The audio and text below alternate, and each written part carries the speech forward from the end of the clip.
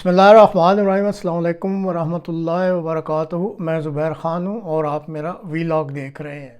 احمدیوں کے بارے میں سپریم کورٹ کے فیصلے کی منسوخی انصاف کا قتل عظیم ہوگا، یہ آج کے پروگرام کا موضوع ہے۔ ایک احمدی مبارک ثانی کے کیس کا سپریم کورٹ کے چیف جسٹس کی سربراہی میں 3 ممبر بینچ نے قانون اور آئین کی روشنی میں 6 فروری 2024 کو فیصلہ سنایا۔ فیصلہ چونکہ کسی حد تک انصاف کے تقاضوں کے مطابق تھا، اس لیے احمدیہ کمیونٹی کے مبارک ثانی کی ضمانت پر رہائی ہو گئی۔ اب جس فیصلہ سے احمدیہ مسلم جماعت کو پاکستان میں کچھ ریلیف ملتی ہو، اس ملک کے نام نہاد ملاؤں کو ایسا کوئی فیصلہ ایک آنکھ نہیں بھاتا۔ چنانچہ فساد ڈالنے کے عادی ملاؤں نے شور شرابہ ڈالنا شروع کر دیا۔ ملاؤں کے دباؤ میں آ کر پنجاب حکومت نے سپریم کورٹ کے فیصلے میں ترمیم کے لیے ریویو پٹیشن ڈال دی۔ 24 جولائی کو سپریم کورٹ کے چیف جسٹس کی سربراہی میں 3 رکنی بینچ نے اس ریویو پٹیشن پر پھر انصاف پر مبنی فیصلہ سنا دیا۔ اب انصاف پر مبنی فیصلے کا فائدہ چونکہ احمدیہ کمیونٹی کے ممبر کو ہی ہونا تھا، اس لیے ملک کے فسادی ملاؤں کو یہ فیصلہ پھر پسند نہ آیا اور ملک میں ان فسادیوں نے پھر شور ڈالنا شروع کر دیا۔ پاکستان میں ہمیشہ ہی کمزور حکومتیں رہی ہیں اور فسادی ملا احمدیہ کارڈ پر ہمیشہ ان کمزور حکومتوں کو بلیک میل ہی کرتے رہے ہیں۔ چنانچہ وفاقی حکومت، جس کا اپنا وجود پہلے ہی شک و شبہ میں پڑا ہوا ہے، وہ پھر بلیک میل ہو گئی اور اب وفاقی حکومت نے سپریم کورٹ کے قاعدہ 180 کے تحت سپریم کورٹ سے اپنے کیے گئے فیصلوں میں مخصوص حصے حذف کرنے کی درخواست دے دی ہے، جس کی سنوائی کے لیے سپریم کورٹ نے 22 اگست کو چیف جسٹس کی سربراہی میں پھر ایک 3 رکنی بینچ تشکیل دے دیا ہے۔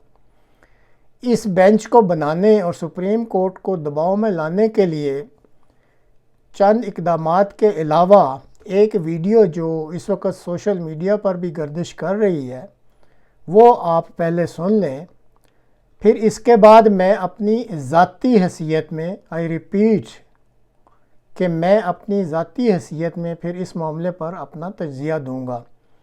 تو ناظرین سنیے پہلے یہ ویڈیو۔ بسم اللہ الرحمن الرحیم۔ جیسا کہ آپ سب کو معلوم ہے کہ مبارک احمد ثانی کیس کا جو فیصلہ سپریم کورٹ نے دیا تھا، اس کے خلاف پورے ملک میں تحفظ ختم نبوت کے حوالے سے ایک تحریک برپا ہوئی ہے، اور کل ایک بہت اچھی خوشخبری آئی کہ قومی اسمبلی کی کمیٹی نے متفقہ طور پر یہ فیصلہ کیا ہے اور یہ قرارداد پاس کی ہے کہ حکومت پاکستان کی جانب سے سپریم کورٹ میں ایک درخواست دی جائے گی کہ سپریم کورٹ اپنے فیصلے کو کالعدم قرار دے۔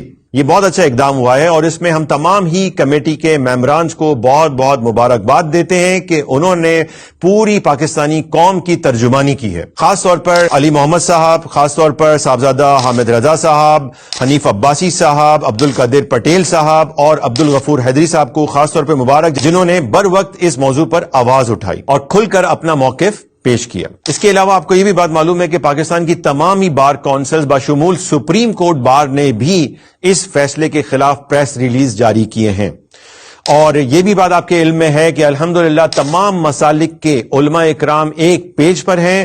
انہوں نے پھر دوبارہ سے جو جولائی میں آخری جو فیصلہ آیا ہے سپریم کورٹ کی ریویو پٹیشن کا، اس سے بھی مسترد کر دیا ہے۔ ایسا نہیں ہے کہ ان سب کے باوجود سپریم کورٹ نے اپنا فیصلہ واپس لے لیا، نہیں، ابھی وہ فیصلہ واپس نہیں ہوا ہے۔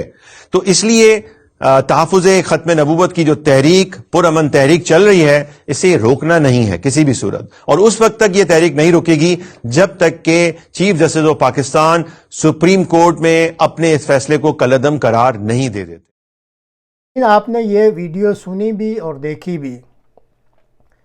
بدقسمتی سے پاکستان کی ہر سطح کی عدلیہ کی تاریخ دھونس، دھاندلی، رشوت اور دباؤ وغیرہ کے ذریعے اپنی مرضی کے فیصلے لینے کے لیے خاصی مشہور ہے۔ اب موجودہ چیف جسٹس اور پینل کے دیگر 2 ممبران اس کیس میں یہ جو وفاقی حکومت نے درخواست دی ہے، جب اس کی سنوائی ہوگی تو کیا اس کیس میں عدل اور انصاف کو یقینی بنایا جائے گا یا نہیں، اس کے لیے بہرحال ہمیں 22 اگست تک انتظار کرنا پڑے گا۔ تاہم اس سٹیج پر چیف جسٹس صاحب اور پینل کے دیگر ممبران کی خدمت میں کچھ گزارشات ضرور پیش کرنا چاہوں گا۔ پاکستان ایک اسلامی مملکت ہے جہاں کی 96% آبادی مسلمان ہے اور مسلمانوں کی رہنما مقدس کتاب قرآن کریم ہے۔ اس مقدس کتاب میں اللہ تعالیٰ نے متعدد جگہ عدل اور انصاف کو یقینی بنانے کی ہدایات دی ہیں۔ صرف ایک مثال میں دیتا ہوں کہ سورہ الانعام کی آیت 152 اور اگر بسم اللہ الرحمن الرحیم کو بھی آیت گن لیں تو یہ پھر 153 بنتی ہے۔ صرف یہ ایک مثال میں چیف جسٹس صاحب اور ان کے پینل ممبران کے لیے سامنے رکھنا چاہتا ہوں کہ جس میں یہ تلقین کی گئی ہے کہ عدل اور انصاف کو یقینی بنایا جائے۔ احادیث اور سنت نبوی صلی اللہ علیہ وسلم بھی ایسے واقعات سے بھری پڑی ہے جہاں عدل اور انصاف قرون اولیٰ کے مسلمانوں کا ایک امتیازی وصف ہوتا تھا۔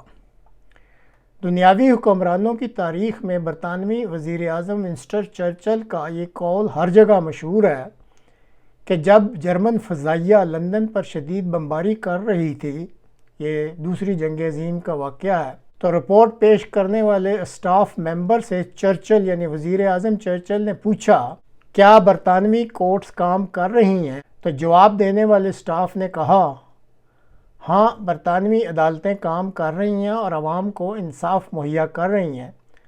تو یہ سن کر برطانوی وزیر اعظم چرچل نے یہ تاریخی فقرہ کہا کہ اگر عدالتیں انصاف مہیا کر رہی ہیں تو پھر اس ملک کے ساتھ کچھ غلط نہیں ہوگا۔ پاکستان میں اس ملک کو بنانے میں ہراول دستے کا کام کرنے والی احمدیہ مسلم جماعت کے ساتھ سال 1974 سے ہی عدل اور انصاف سے عاری فیصلے تھوپ کر اس پرامن جماعت کے ساتھ ظلم عظیم کیا جا رہا ہے۔ بھٹو صاحب نے عدل اور انصاف کے تمام تقاضوں کو بالائے طاق رکھتے ہوئے جب یہ کہا کہ اس کی حکمرانی کی کرسی بہت مضبوط ہے اور وہ احمدیہ مسلم جماعت کو کچل دے گا، تو وہ اپنے ہی چنے ہوئے فوجی سربراہ کے ہاتھوں پھانسی پر جھول گیا۔ پھر اقتدار پر قابض جنرل ضیاء نے احمدیہ مسلم جماعت کے لیے عدل اور انصاف کے تمام دروازے بند کر دیے اور فرعونی بول بولا کہ وہ احمدیہ مسلم جماعت کو ہاتھوں میں کشکول پکڑا دے گا، تو وہ خدا کے قہر کا نشانہ بن گیا۔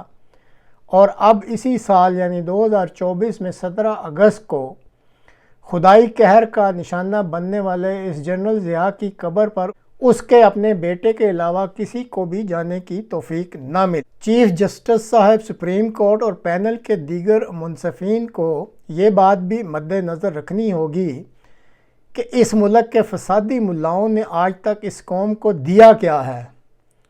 ٹی ایل پی صرف ایسی تنظیم ہے جو لبیک یا رسول اللہ کے نعرے کے پردے میں ہر وہ کام کر رہی ہے جس سے رسول اللہ صلی اللہ علیہ وسلم نے منع کیا ہے۔ نام نہاد علماء کونسل کے موجودہ سربراہ ہر وقت نشے میں دھت رہتے ہیں۔ اسی طرح باقی نام نہاد مفتیان اور مولاناؤں کا جائزہ لے لیں، سب فساد فی سبیل اللہ کرانے میں ایک دوسرے سے بڑھ چڑھ کر ہیں۔ ایک نیا چہرہ جیلم کے انجینئر صاحب کا ہے جو ہر کام رسول اللہ صلی اللہ علیہ وسلم کے نام سے شروع کرتے ہیں اور ساتھ ہی رسول اللہ صلی اللہ علیہ وسلم کی ہدایت کو مکمل طور پر پس پشت ڈال کر اپنے مخالفین کی برگزیدہ ہستیوں کی ہتک اور بے عزتی کرنا شروع کر دیتے ہیں۔ آج تک کسی مذہبی تنظیم نے پاکستانی معاشرہ میں کسی قسم کی اخلاقی بہتری کے لیے تو کام کیا نہیں، اگر کیا ہے تو پھر کوئی بتلا دے کہ کون سا کام کیا ہے۔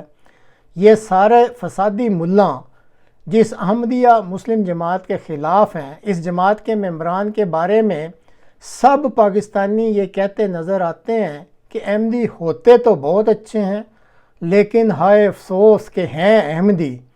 اب ان عقل کے اندھوں کو کون بتلائے کہ احمدی اچھے ہیں ہی اس لیے کہ وہ احمدی ہیں اور انہوں نے وقت کے امام کو قبول کیا ہوا ہے۔ سپریم کورٹ نے مبارک ثانی کیس میں اب تک جو فیصلے دیے ہیں وہ قانونی اور آئینی لحاظ سے کسی نہ کسی حد تک عدل اور انصاف کے تقاضے پورے کرتے ہیں اور اب اگر فسادی ملاؤں کے دباؤ میں آ کر سپریم کورٹ اس کیس میں بھی عدل اور انصاف کا خون کر دیتی ہے اور اپنا پہلا فیصلہ منسوخ کر دیتی ہے تو پھر احمدیوں کے بارے میں عدل اور انصاف کے میدان میں یہ ایک ظلم عظیم ہوگا۔ اب یہ سپریم کورٹ کے چیف جسٹس صاحب اور پینل ممبران کا امتحان ہوگا کہ کیا وہ اس ملک کی تاریخ میں اپنے آپ کو بطور انصاف کے قاتل کے ریکارڈ کرانا چاہیں گے یا بطور انصاف کے جھنڈے کے علمبردار کے طور پر ریکارڈ کروانا چاہیں گے۔ یہ فیصلہ بہرحال انہوں نے اب خود کرنا ہے۔